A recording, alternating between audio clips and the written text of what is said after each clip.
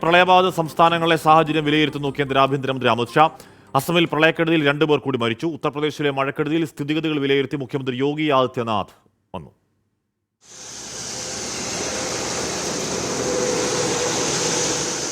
പ്രളയബാധിത സംസ്ഥാനങ്ങളായ അസം, ഉത്തർപ്രദേശ്, ബീഹാർ എന്നിവിടങ്ങളിലെ സ്ഥിതിഗതികൾ കേന്ദ്ര ആഭ്യന്തരമന്ത്രി അമിത് ഷാ വിലയിരുത്തി.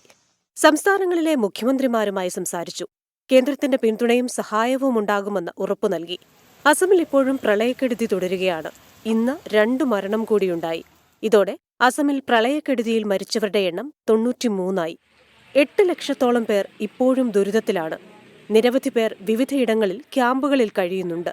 ഉത്തർപ്രദേശിൽ 22 ജില്ലകളിലായി 1000-ലേറെ പേർ മഴക്കെടുതിയിൽ ദുരിതത്തിലായി.